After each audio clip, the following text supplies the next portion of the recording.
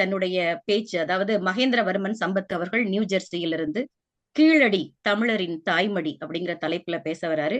சிறந்த பேச்சாளர், தன்னுடைய பேச்சினுடைய வலிமையான கருத்துக்களை எளிமையாக அழகாக எடுத்து சொல்லக்கூடியவர். வாங்க மகேஷ். நன்றி கவிஞர் அவர்களே. உலகெங்கும் இன்று இணைந்திருக்கக்கூடிய அன்பு தமிழ் நெஞ்சங்கள் அனைவருக்கும், எங்கள் பாசத்திற்குரிய அண்ணன் மதுக்கூர் அண்ணன் அவர்களுக்கும் வணக்கத்தை தெரிவித்துக் கொண்டு நிகழ்ச்சிக்கு செல்கிறேன். வேர்களை தேடி ஒரு அருமையான தலைப்பு இன்னைக்கு. வேர்கள் வேர்கள் எவ்வளவு முக்கியம் அப்படின்றதே நம்ம சொல்லி தெரிய வேண்டியது இல்லை, இல்லைங்களா? கபிலர் வேள்பாரிய பாக்குறதுக்கு கபிலர் செல்லும் பொழுது வழிபோக்கனாக நீலன் வருகிறான். அப்போ நீலன் சொல்கிறான், அந்த உயரமான கொம்பை பிடிச்சு மேலே ஏறி வாங்க அப்படின்றான். உயரமான கொம்பா அப்படின்னு கபிலருக்கு ஒண்ணுமே புரியல. என்னன்னு பார்த்து, என்ன உயரமான கொம்பு அப்படின்னு கேட்கும்போது, கொம்புனா மரம், அதுக்கு ஒரு விளக்கம் சொல்றாரு.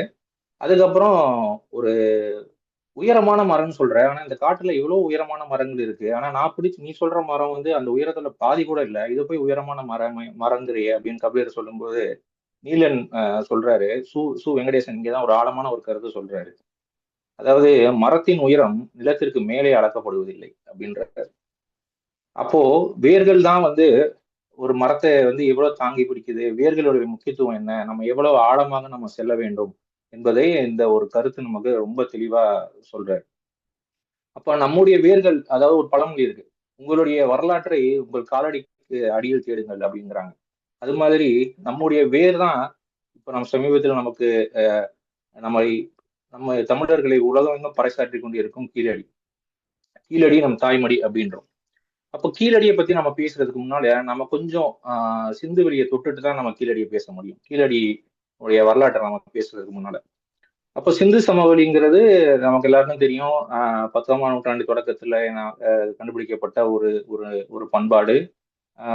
15 லட்சம் சதுர கிலோமீட்டர் பரப்பளவில் பறந்து விழிந்த ஒரு பெரிய ஒரு பண்பாட்டின் அடையாளம் அது. இந்தியாவினுடைய குஜராத்தில் தொடங்கி வட வடமேற்கு இந்தியா முழுக்க பரவி தற்போது ஆப்கானிஸ்தான் துருக்கி வரைக்கும் பரவி இருக்கு அப்படின்றாங்க. ஸோ அப்போ அதனுடைய ஒரு காரணகர்த்தா யாருன்னு பார்த்தீங்கன்னா ஜான் மார்ஷல். ஜான் மார்ஷல் என்பவர்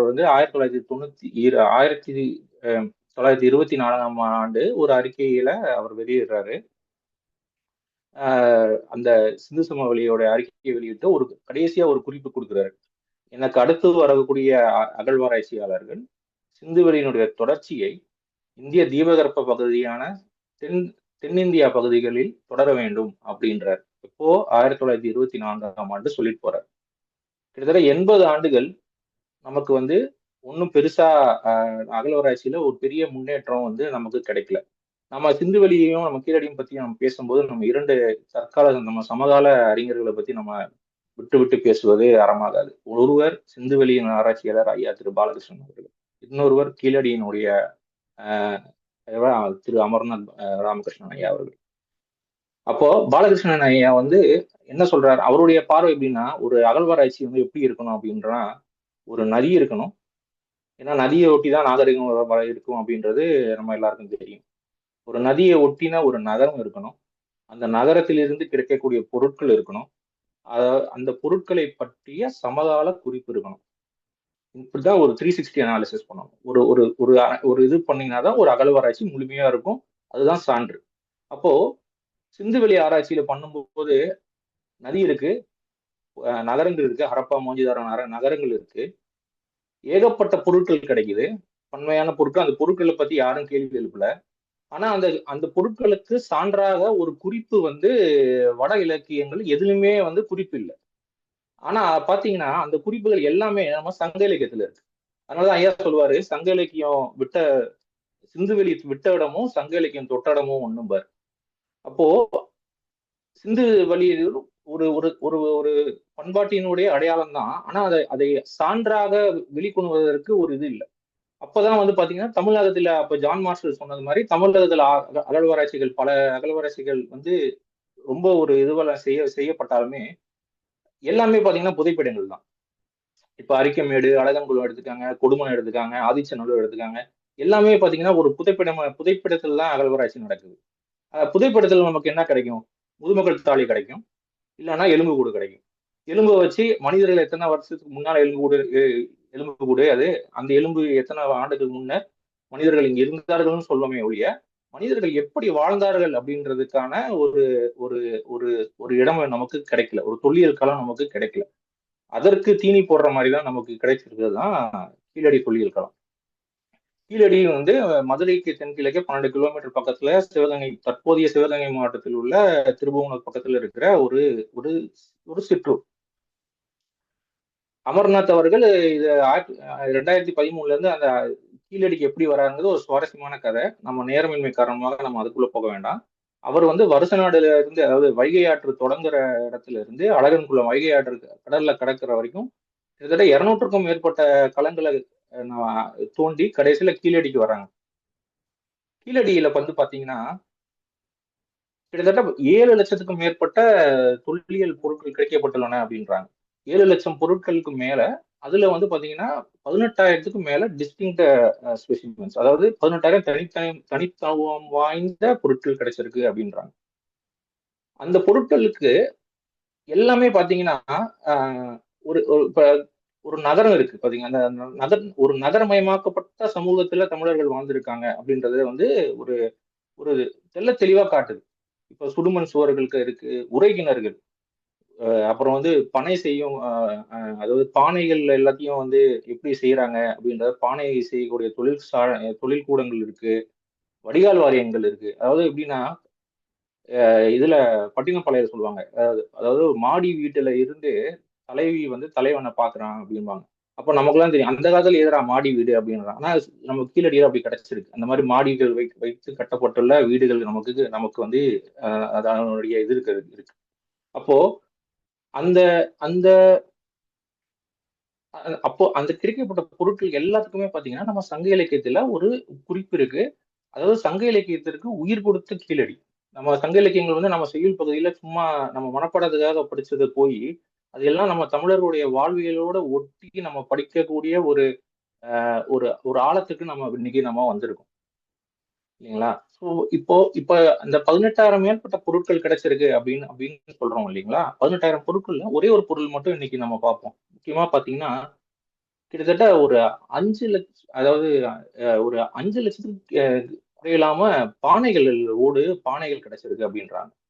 இப்ப பானைகள் வச்சு நம்ம என்னத்தை நம்ம நம்ம வந்து நம்ம நம்ம தமிழர்களுடைய வாழ்வை நம்ம நம்ம அறிந்து கொள்ள முடியும் அப்படின்னு யோசனை பண்ணி பார்த்தீங்கன்னா, பானைகள் வந்து ஒரு ஒரு அது வந்து பாத்தீங்கன்னா ஒரு பானைகள் வந்து 2 நிறமா இருக்காம்.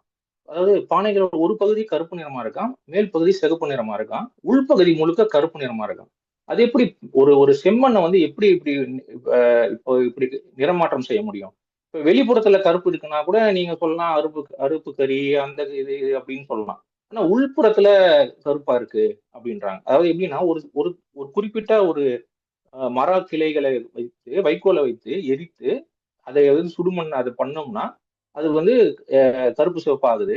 அதை விட அதை விட குறிப்பிட்ட இன்னொரு விஷயம் என்னன்னா, எல்லா பானைகளிலும் பேர்கள் இருக்காம், பேர்கள் எழுதியிருக்கான். அதாவது அப்பொழுது இருக்கப்பட்ட தமிழ் பிராமி எழுத்துக்கள் மூலியமா பேர்கள் எழுதியிருக்காங்க. பெரும்பான்மை பாத்தீங்கன்னா ஆதன், நீலன், இளவாதன், இப்படி பாத்தீங்கன்னா எல்லா பேர்களும் தமிழ் பிராமியில எழுதியிருக்கு. அப்போ கல்வி பாருங்க, கல்வி எந்த இடத்துல இருக்கு பாருங்க. கல்வி வந்து சமமாக அனைவர் இடத்துலயும் கல்வி இருந்திருக்கு அந்த காலத்துல. நம்ம அதை உணர முடியுது. இப்போ பானை வாங்கினவன் ஒண்ணு எழுதியிருக்கணும், இல்ல பானையை செஞ்சவன் எழுதியிருக்கணும். இப்ப நீங்க கூட கேட்கலாம், இப்ப எதிர்த்தரப்பு வாதம் என்ன சொல்றாங்கன்னா, வாடகை புலவர்கள் இருந்தாங்க, அவங்க எழுதியிருக்கலாம்ல அப்படிம்பாங்க. அதுல பாத்தீங்கன்னா ஆதன் அப்படின்னு ஒரு பேர் எழுதியிருந்தாங்கன்னா அதை அடிச்சுட்டு எழுதியிருக்கானா. அதாவது இப்ப ஆதன்கிற பேரை அடிச்சுட்டு நீலன் அப்படின்னு எழுதியிருந்தாங்கன்னா பானை கை மாறி இருக்குன்னு அர்த்தம் புரிஞ்சுக்கலாம். இப்ப நாம இது மாதிரி இப்ப நம்ம பசங்க எழுதுவாங்க, கொன்றான வந்து கென்றான்னு எழுதிட்டு அடிச்சுட்டு மேல இல்ல கோடு போட்டு மேல துணைக்கால் போடுவாங்க பாத்தீங்களா? அது மாதிரி ஆதனுங்கிற பேரையே அடிச்சுட்டு வேற மாதிரி எழுதியிருக்காங்க அந்த பானையில. அப்போ ஒரு ஒரு மக்கள் வந்து கல்வி அறிவு எப்படி இருந்திருக்கு பாருங்க. அதே மாதிரி பாத்தீங்கன்னா அந்த காலத்துல வந்து 32க்கும் மேற்பட்ட பெண்பால் புலவர்கள் இருந்திருக்காங்க சங்க இலக்கியங்கள்ல. சங்க இலக்கியங்கள்ல பெண்பால் புலவர்களுக்கு ஒரு அதிக முக்கியத்துவம் கொடுக்கப்பட்டிருக்கு. அவர்களுடைய உதாரணத்துக்கு பாத்தீங்கன்னா வெள்ளி விதியார்னு இருக்காங்க, காக்கை பாடினியார், ஔவையார், வெண்ணி குயத்தியார். இப்படி கல்வி வந்து மக்களிடம் எல்லாரிடமும் சமமாக பரவி இருந்தது. ஒரு சாதாரண பானை தான். அந்த பானையை சொல்லக்கூடிய விளக்கம் இருக்கு பாத்தீங்களா, அதை எப்படி வாழ்ந்தார்கள் ஒரு விளக்கம் இருக்கு பாத்தீங்களா, அது வந்து மிகப்பெரியது. அது மட்டும் இல்லாம தமிழர்கள் உலகம் முழுக்க வாழ்ந்தாங்க அப்படின்னு நம்ம சொல்றோம். பண்டைய காலத்துல சங்க இலக்கிய காலத்திலேயே அது இருந்திருக்கு. உதாரணத்துக்கு இப்போ இதே பானை, இதே இதே அமைப்பிலான பானை எகிப்து நைல் நதி அருகே இருக்கக்கூடிய அகழ்வாராய்ச்சி நிலையத்துல கிடைச்சிருக்கு. அதுலயும் பாத்தீங்கன்னா ஆதன் நீலன் அப்படின்ற பேர் போட்ட பானைகள், தமிழ் பிராமி எழுத்துக்கள் குறிக்கப்பட்ட பானைகள் எகிப்துல கிடைச்சிருக்கு. அப்ப பாருங்க, அந்த காலத்திலேயே வந்து தமிழர்கள் வந்து சங்க இலக்கிய காலங்களிலேயே வந்து பாத்தீங்கன்னா தமிழர்கள் உலகமெங்கும் பரவி இருந்திருக்காங்க. அதற்கான அமைப்புகள் எல்லாம் கிடைச்சிருக்கு. அது கீழடி வந்து நமக்கு அதை பறைசாற்றுகிறது. கல்வியை பத்தி நம்ம பேசும்போது ஒரே ஒரு ஒரு ஒரு புறநானூறு பாடல் மட்டும் சொல்றேன். இந்த பாடல் அனைவரும் உங்களுக்கு தெரிஞ்சிருக்கும் நினைக்கிறேன். புற்றுளி உதவியும் உருபொருள் கொடுத்தும் பிட்டை நிலை முனியாத கற்றல் நன்றி. பிறப்பு ஓர் அன்ன உடன் வயிற்று உள்ளும் சிறப்பின்பாலால் தாயின் மனம் திரியும் ஒரு குடி பிறந்த பல்லோர் உள்ளும் மூத்தோன் வருக என்னாது அவருள் அறிவுடையோன் ஆறு அரசும் சொல்லும். வேற்றுமை தெரிந்த நாற்பால் உள்ளும் கீழ்பால் ஒருவன் கற்பின் மேல்பால் அவன் கண்படுமே அப்படின்னு புறநானூறு 183வது பாடல சொல்றாங்க. இப்ப எத்தனையோ இப்ப வந்து நமக்கு கல்வி கொள்கை அதுன்றாங்க. ஆனா உலகிற்கு முதல் கல்விகளை கொடுத்தது வந்து சங்க இலக்கிய இந்த பாடல் தான். எல்லா கல்விக் கொள்கையிலும் இந்த பாடல் தான் முதலா இருக்கணும்னு நினைக்கிறோம். பாருங்க, எப்படியாவது படிச்சிரு, ஓகேங்களா, ஆசிரியருக்கு பொருள் கொடுத்து படிச்சிரு, எப்படியாவது படிச்சிரு அப்படின்றாங்க. அதை விட முக்கியமானது, படித்தோன்னு மட்டும்தான் நான் என்னுடைய அரசாங்கம் வந்து ஏற்றுக்கொள்ளும். மூத்தோன் வருக, அதாவது மூத்த பிள்ளைகளுக்கு தான் அரசு கொடுப்போம் அப்படின்லாம் கிடையாது. படித்தவன் எவன் இருக்கணும் அவனுக்கு தான் வரணும், அவனுக்கு தான் முன்னுரிமை. அதுக்கு அடுத்து பாருங்க, இதுதான் ரொம்ப ரொம்ப தெளிவான ஒரு கருத்து. வேற்றுமை தெரிந்த நாற்பால் உள்ளும், என்னதான் 4 பால வேற்றுமைன்னு சொன்னாலுமே கீழ்பால் ஒருவன் கற்பின் மேல்பால் அவன் கண்படுமே. ஓகேங்களா, கீழே மேலன்னு சொல்லிட்டு அந்த காலத்துலயும் வந்துருச்சு போல. கீழே மேலன்னு சொன்னீங்கனாலுமே யார் படிக்கிறானோ அவன் தான் சிறந்தவன் அப்படின்றார். இந்த இந்த இந்த இந்த பாடலை இயற்றிய ஆசிரியரோட பேர் வந்து ஆரியப்படை கலந்த நெடுஞ்செழியன் பாண்டியன். பாருங்க, பேரை கூட பாருங்க. அப்போ கல்வி வந்து கீழடி அந்த அந்த காலத்துல பாத்தீங்கன்னா கல்வி வந்து சமமாக எல்லாரிடமும் இருந்தது, பரவலாக இருந்தது. அதற்கு கீழடியில் கிடைத்த பானைகள் கூட சான்று. சரிங்களா? இப்ப வந்து ஐயா, இப்ப பாலகிருஷ்ணன் ஐயா கூட ஒரு கூற்று, இப்ப வந்து சமீபத்துல ஐயாவோட பேசும்போது ஐயா ஒரு வார்த்தை சொன்னாரு. கீழடி என்பது முழுவதும் புரிந்து கொள்ளப்படாத சங்க இலக்கியம், சங்க இலக்கியம் என்பது முழுவதும் தோண்டப்படாத கீழடி அப்படின்னாரு. அப்ப பாருங்க, நம்ம கீழடி, அதாவது சங்க இலக்கியத்திற்கு உயிர் கொடுத்த கீழடி, கீழடியால் பெருமைப்பட்டு கொண்டிருக்கும் நமது இலக்கியங்கள். அதாவது கீழடிதான் நமக்கு கிடைத்த சான்று. நம்ம தமிழர்கள் எப்படி வாழ்ந்தார்கள் அப்படிங்கிறதுக்கான மிகப்பெரிய சான்று. 110 ஏக்கரா இப்போதைக்கு வந்து ஒரு 8 ஏக்கர் என்னமோ தான் தோண்டியிருக்காங்க அப்படின்னு தகவல். இன்னும் 110 ஏக்கரை தோண்டினாங்கன்னா அதுல இருந்து எவ்வளவு விஷயங்கள் கிடைக்கும் அப்படின்றத கொஞ்சம் நினைச்சு பாருங்க. இப்ப எல்லாரும் பதட்டப்படுறதுக்கு காரணம் இருக்கும். இப்போ வடக்கத்தினர் எல்லாருமே இப்போ வந்து இதை பார்த்து பயப்படுவதற்கு காரணம் என்னன்னா, இப்படிப்பட்ட ஒரு நகர்மயமாக்கப்பட்ட ஒரு ஒரு ஒரு பண்பட்ட சமூகம், தமிழ் சமூகம் கிட்டத்தட்ட ஒரு 3000-4000 ஆண்டுகளுக்கு முன்னாலே இருந்ததை அவங்களால ஏற்றுக்கொள்ள முடியல. ஏன்னா இப்போ அவர்களை வரலாற்றை திருத்தி எழுத முயற்சி செய்யும் பொழுது இந்த தருணத்துல நம்ம இப்படிப்பட்ட ஒரு ஒரு ஒரு அணுகுண்டை வீசுறோம் அவங்க முன்னால. பாரு, நீ என்ன சொல்ற, நாங்க எப்படி வாழ்ந்திருக்கோம் பாரு அப்படின்னு. இந்த மாதிரி கல்வி நடைமுறை, இந்த கல்வி பரவலாக்கும், தொழில் கூடங்கள், இப்படி கீழடி வந்து அது வந்து ஒரு சாதாரண ஒரு தொல்லியல் களம் அல்ல. அதை வந்து நம்ம நம்ம நம்ம நண்பர்களுக்கு, நம்ம அடுத்த தலைமுறையினருக்கு நம்ம வந்து அதை பற்றி பேசிக்கொண்டே இருக்கணும். நம்மளுடைய தாய்மொழி, நம்மளுடைய பெருமைகள், அது எல்லாத்தையுமே நம்ம பேசிக்கொண்டே இருக்கணும். ஏன்னா நமக்கான இப்ப பாத்தீங்கன்னா, இப்ப வைகையை நிக்க வைத்து வந்தே பாரத் ரயில்களை இது வந்து இப்போ இல்ல பல காலமா நடந்து கொண்டு இருக்கிறது. இருந்தாலும் வைகைக்கான அந்த பெருமை என்றும் குறையாது. அதனுடைய சிறப்பு என்றும் அதை தலைதாக்க வைக்க வேண்டியது நம்முடைய நம்முடைய முதன்மையான கடமை. எனவே கீழடி நம் தாய்மொழி. இந்த வாய்ப்பை அளித்த அனைவருக்கும் நன்றி பாராட்டி விடைபெறுகிறேன். நன்றி, வணக்கம்.